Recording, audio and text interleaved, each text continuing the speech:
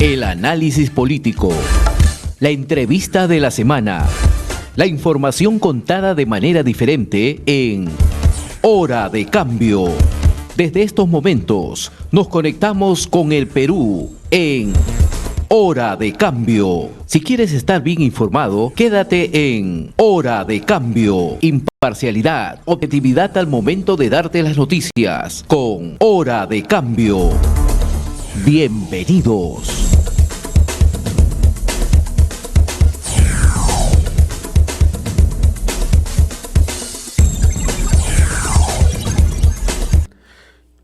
Vamos a entrar en comunicación con el profesor Gilmer Mesa.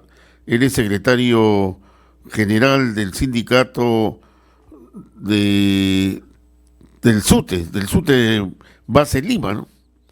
A quien le damos la bienvenida. Señor Gilmer Mesa, ¿cómo está? Muy buenos días. Muy buenos días, es un gusto estar con ustedes a través de este medio. Bueno, queríamos empezar por lo que pasa en el Perú. Parecería, digo, que se está entrando en una etapa de armonía, entre comillas, entre el legislativo y el ejecutivo, que permita hacer al país un poco más gobernable, ¿no? ¿Cuál es la apreciación que tienen los maestros? ¿Cree que vamos a entrar por ese camino o todavía no? Nosotros, los maestros, consideramos de que tiene que haber una suerte de apertura para la solución de la problemática que tienen los trabajadores, tanto desde el Poder Ejecutivo como el Poder Legislativo. Hemos visto en estos últimos tiempos que es el Poder Legislativo el que viene generando leyes y normas que permiten la revaloración del magisterio. Por ejemplo, la ley que autoriza el pago del 30% por preparación de clase, por ejemplo, la ley que autoriza a los maestros el cobro del 100% de su remuneración como CTS, que esas son las compensaciones por tiempo de servicio. De igual forma, la ley que se ha otorgado este mismo tema para los docentes contratados y los auxiliares de educación. Sin embargo, vemos que parte del Ejecutivo no existe la posibilidad de resolver esos problemas. No se ha visto el gesto de no querer o no desear firmar estas autógrafas de ley. Sin embargo, hay algunos temas que a nosotros nos preocupan mucho más. Por ejemplo, el tema del 6% del PBI, que debe ser un mandato constitucional y debe generarse ese monto económico para ser invertido en el sector. Sin embargo, si bien es cierto, hoy se dice que se nos ha incrementado el presupuesto, hablando de manera literal económica, pero no en el elemento sustantivo, que es el tema de fondo. Hemos visto que el año pasado el costo de vida se ha incrementado, por lo tanto te pueden dar mayor cantidad de dinero, pero esa cantidad de dinero no sirve para la inversión y para solucionar los problemas que tiene el magisterio, hablando del campo estrictamente que me corresponde. No tenemos la capacidad de mejorar el tema de la infraestructura, los colegios están devastados. En la mayoría de centros educativos, hablando de la región Lima, por ejemplo, ya encontramos en los patios de los colegios con containers que generan una especie de aula de clase, pero no se resuelve el tema de la remodelación de la infraestructura, el tema del material didáctico, del material educativo, y también de la revaloración económica cuando se habla de el tema remunerativo, tanto de los maestros como fundamentalmente de los auxiliares de educación, que son los mayor postergados en este aspecto, ¿no? Ellos cobran 1.400 soles. A propósito, pero también no perdamos de vista el tema de los docentes cesantes y jubilados, que cobran una real miseria, entre 700 o 850 soles, y hay otros que están entre 500 y 650 soles. Eso amerita, pues, no, para generar un nuevo escenario de un cumplimiento irrestricto tanto del Poder Ejecutivo como el Legislativo, que debe normar en esa dirección. A propósito, ¿ha tenido oportunidad de escucharlo al presidente Pedro Castillo en las sesiones preparatorias de este evento internacional de las Naciones Unidas, la 77 conferencia sobre el tema de educación?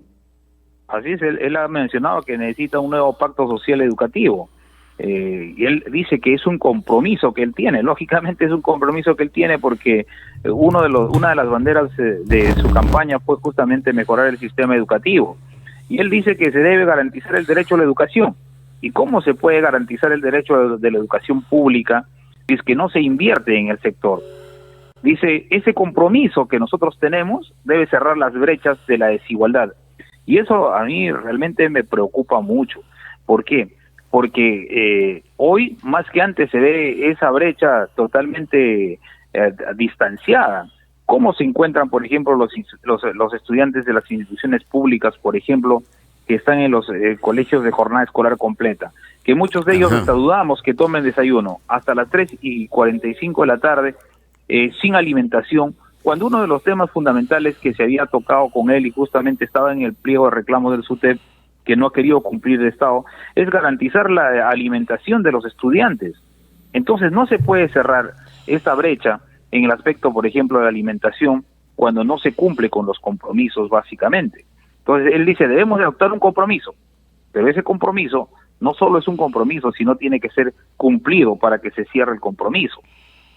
Ahora, definitivamente ayer cuando lo escuchaba el presidente en una especie de conferencia que estaba dando sobre la situación de la educación en el Perú, la problemática del escolar en los Andes, etcétera, la verdad que era para llorar, ¿no? Pero la gente se pregunta, bueno, ¿y quién es el presidente de ese país, no?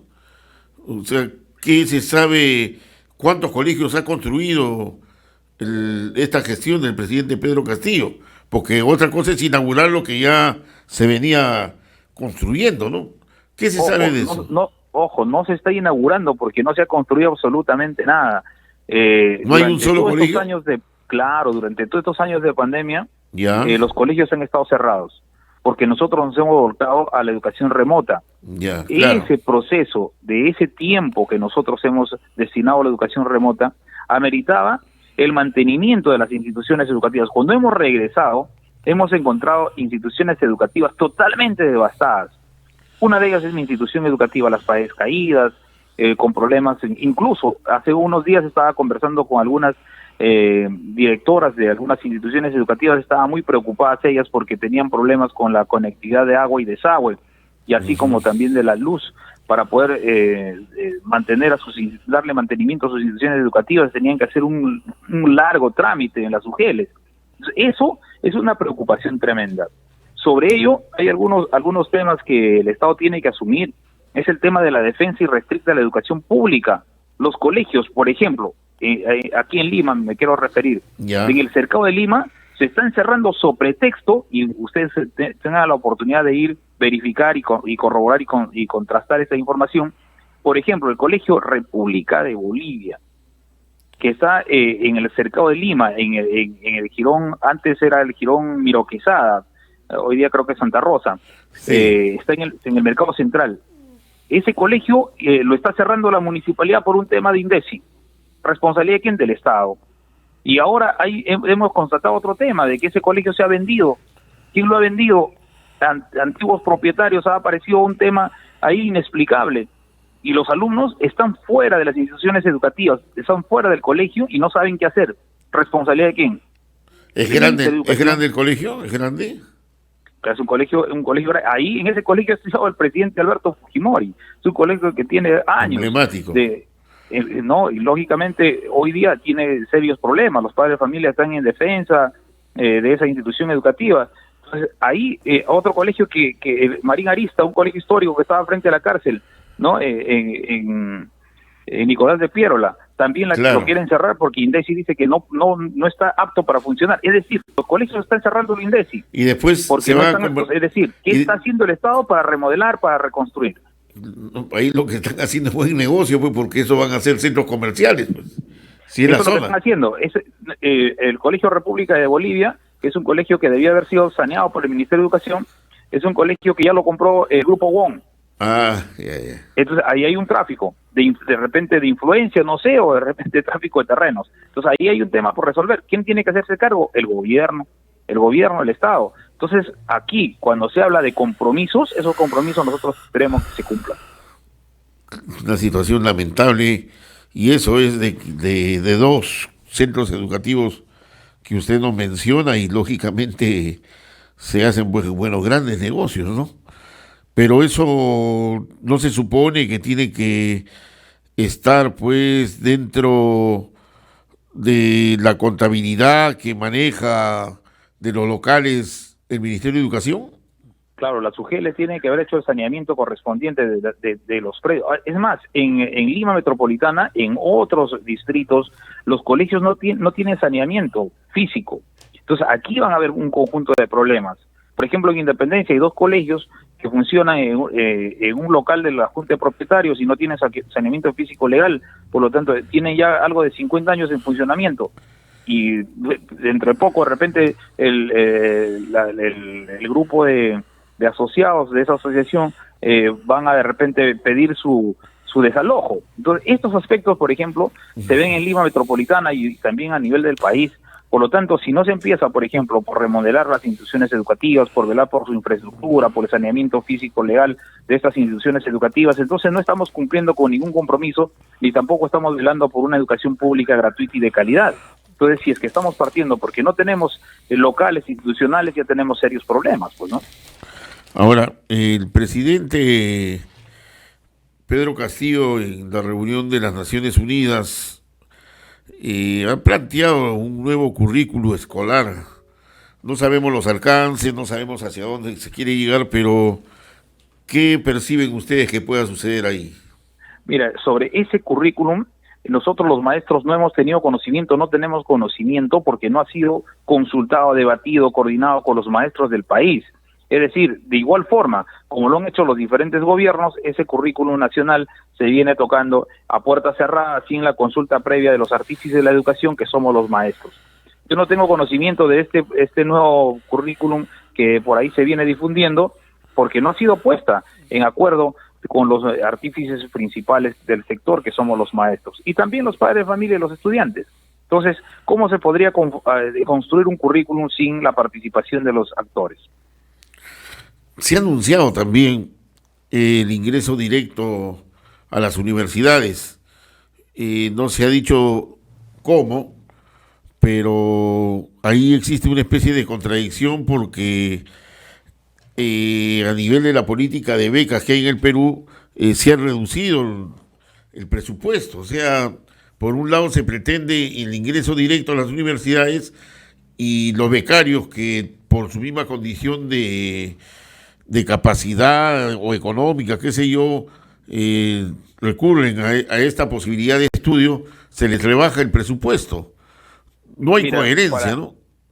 Para que pueda generarse ese ingreso a las universidades sin evaluación previa, ¿no? O un ingreso directo, tiene que haber una norma legal que lo obligue, ¿no? Todos nosotros sabemos que las universidades, que son las instituciones superiores universitarias, tienen una autonomía, y ello hace que ellos puedan o tengan la posibilidad también de desarrollar mecanismos de ingreso, ¿no? Unos de repente a través de una evaluación estandarizada, que es la más común, y otros mecanismos que puedan generar su ingreso, ¿no?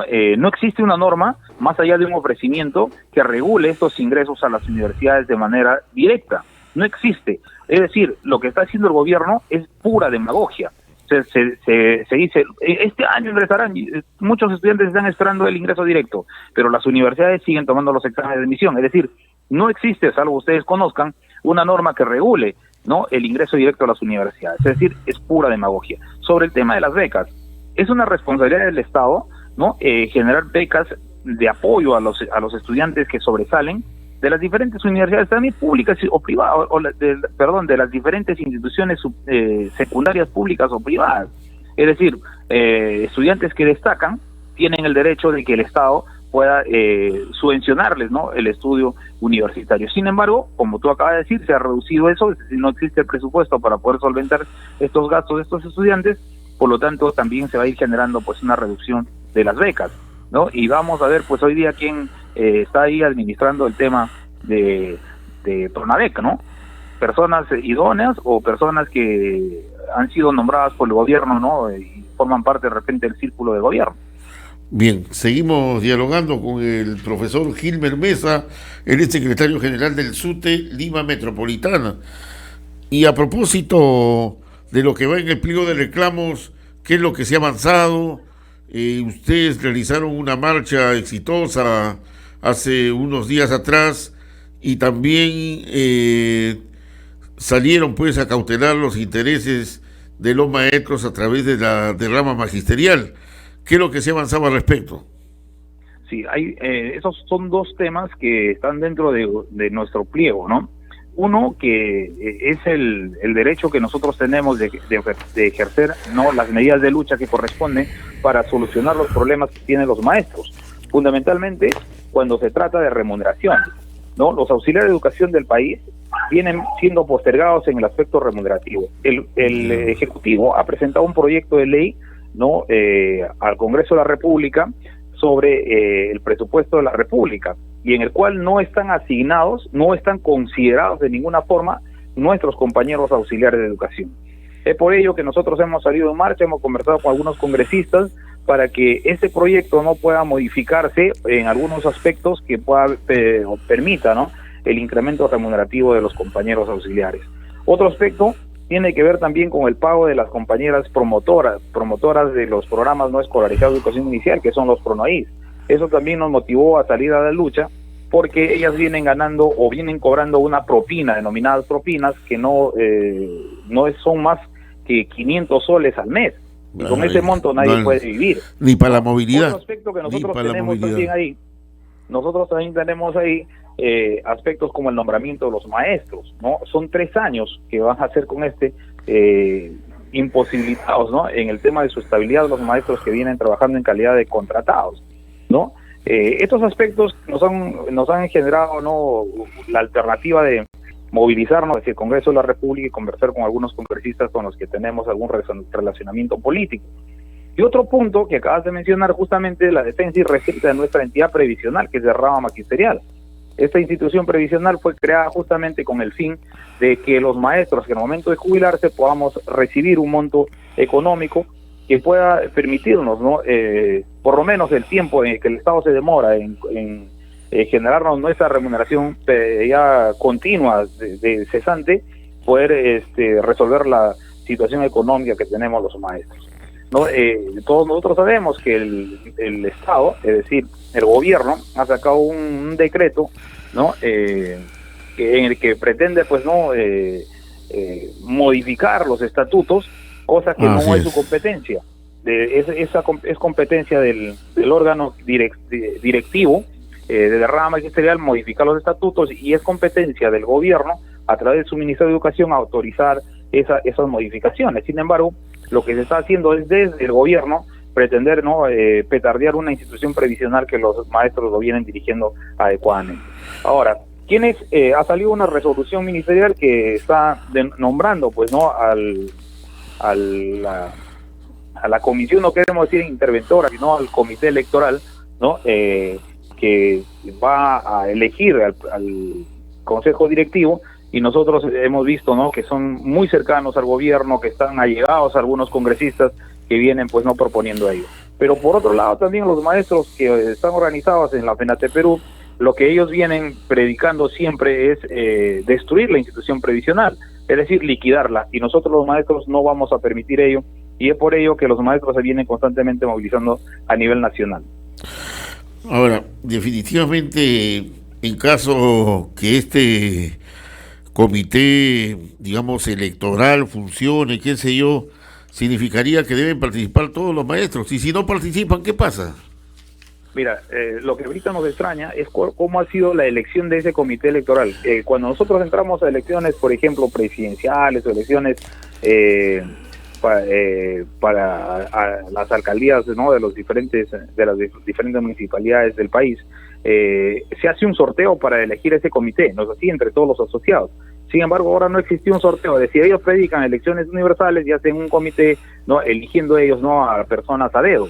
Entonces, eso a nosotros nos preocupa. Es decir, no le encontramos un asidero, no le encontramos una base legal, una base democrática a este proceso. ¿Y qué planillones, perdóneme, el mecanismo de elección de este nuevo perdóneme que le corte, pero qué planillones han utilizado para elegir a este comité electoral? ¿El del Frente, el de la Federación o el del SUTE? No, nadie lo sabe. Nadie lo sabe porque ha salido una resolución ministerial y nosotros no sabemos de dónde han sacado los nombres que ellos tienen ahí. Bueno, pero por transparencia se puede conseguir, ¿no? Se puede saber, ¿no? Seguro, eso es lo que está haciendo, me imagino, la institución previsional o a través de los miembros de su consejo directivo. Bueno, ya ha quedado a segunda votación, ¿no? La anulación de ese decreto supremo, ¿no? El 26, creo, ¿no? Así es, ha sido en primera votación, ¿no? Desestimado este decreto supremo que permite, pues, no, al Estado no liquidar una institución previsional que tiene más de 50 años, no, de creación. Bueno, estaremos a la expectativa. Hoy día va a hablar el presidente 3:30, van a seguir los temas de educación, pues nos parece importante, pero el tema es de que, como usted dice, hasta ahora no se ha construido un solo colegio de este gobierno y el resto simplemente se está convirtiendo, por salir del paso, pues, hablar, pero no hacer la obra que la gente tanto requiere. No sé si tiene algo más que agregar, profesor. No, lo que nosotros invocamos a este gobierno es que, como ellos predican la unidad, genere justo la unidad del pueblo, ¿no? Más no esté generando división al interior del Magisterio Nacional. Segundo, es de que él es presidente de la República, ya no puede ingresar en un estado de ofrecimientos como si fuera todavía candidato, sino ya ponerse a trabajar para que las obras se vean concluidas y que vayan en beneficio de todos los trabajadores del sector y también de los estudiantes y los padres de familia de nuestro sector. Muchísimas gracias por la entrevista. Solamente yo le sugiero, porque me ha sorprendido ciertamente, como seguramente nuestros televidentes y oyentes, de que sería bueno que el ministro sea convocado para que responda sobre estos colegios, ¿no? Y que otros colegios pueden estar en ese camino de desaparecer y después convertirse en grandes negocios, ¿no? Como anteriormente lo han hecho ya otras autoridades, ¿no? No, definitivamente, desde aquí vuelvo a invocar, ¿no?, a las autoridades, ¿no?, tanto de la UGEL 03, ¿no?, de la Dirección Regional de Educación de Lima y del Ministerio de Educación, tomar en nota, ¿no?, y prioridad.